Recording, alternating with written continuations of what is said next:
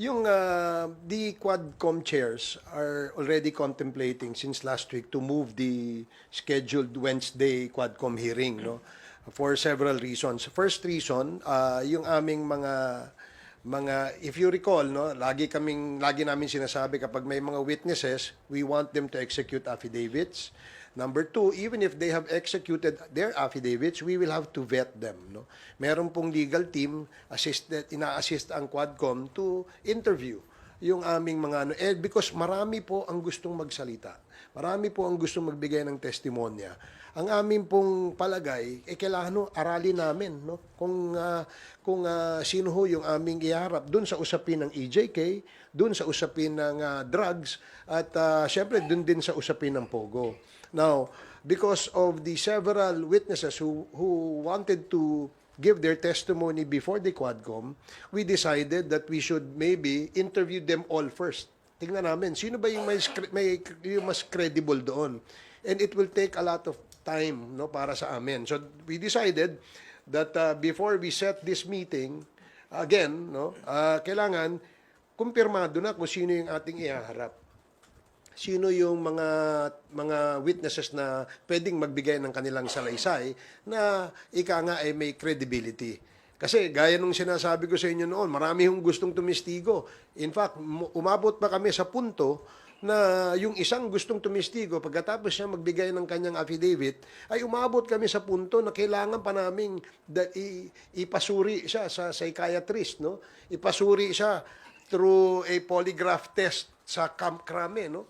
Para malaman namin kung ito ba'y nagsasabi ng totoo. Hindi ho madali, no? Magpresenta ng witnesses. Kaya napag-usapan nga namin, kagaya ho kahapon, kahapon ng hapon, na-decide na ho namin na i-cancel yung aming meeting supposedly for tomorrow, ngayong Wednesday, November 13, to give us more time hanggang next Thursday to interview, to set up our agenda, at tapusin po lahat ng pwede naming ma-interview. That is the reason why we had to cancel.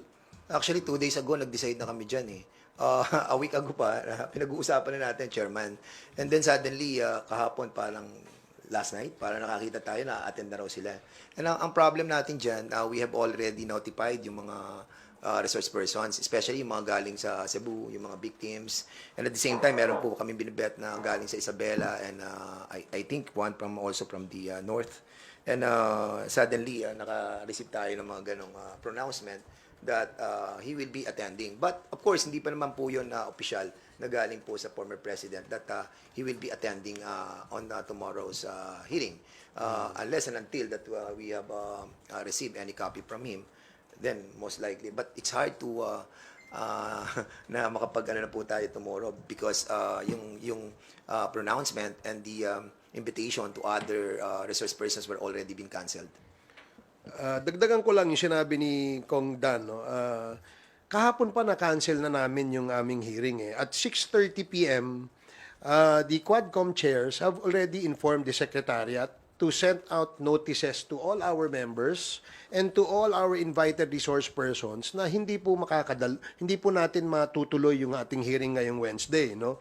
At all these notices via email, via digital and Viber notices, pinadala na ho yan kahapon pa lang.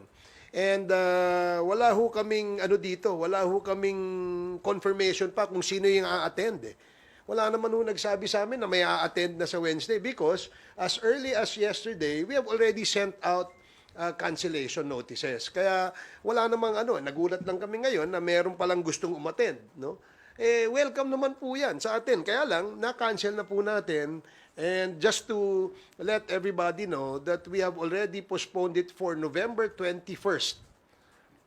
Thursday next week. So lahat po ng inimbitahan namin na kinancel namin ay iimbitahan ho namin ulit. Nang sa ganoon, mahaba-haba ho yung inyong preparasyon, mahaba-haba inyong oras para maka-attend dito sa aming Quadcom hearing sa next week. Mr. Chairman, baka iniisip ko rin during the